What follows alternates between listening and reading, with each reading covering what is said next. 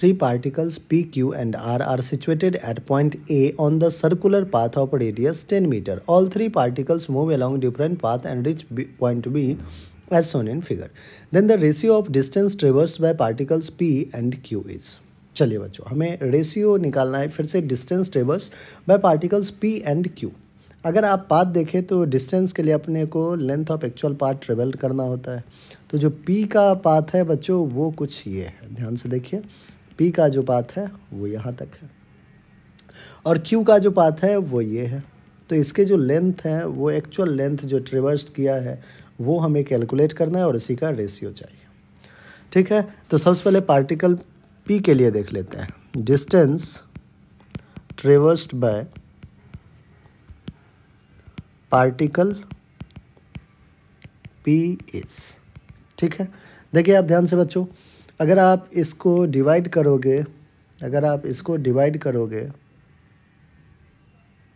ठीक है, तो एक पार्ट, दूसरा पार्ट, तीसरा पार्ट. अगर इसको छोड़ दे फोर्थ पार्ट को तो ये तीन पार्ट जो है पार्टिकल इस सर्कल का कवर कर रहा है. तो आप ये कह सकते हो कि सर टोटल डिस्टेंस जो होगा वो 2πr तो नहीं होगा.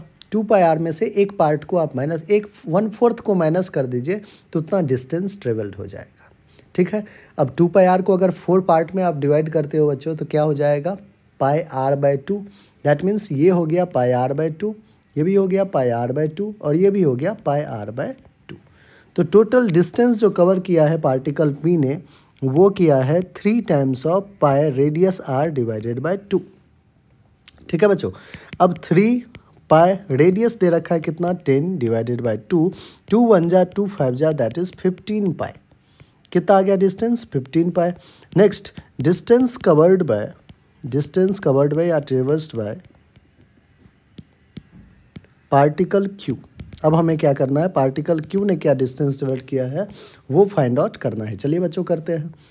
अब P को अपन रब कर सकते हैं.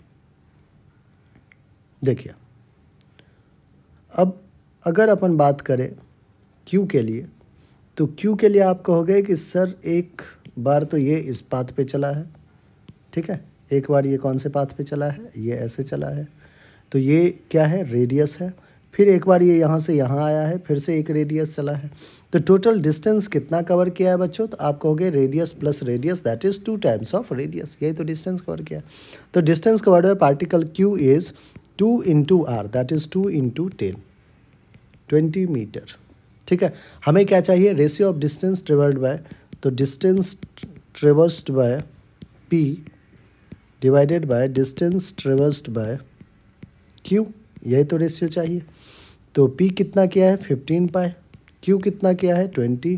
5 से 3 जा, 5 से 4 जा दैट इज़ 3 π/4. क्या किया है, 3 π/4.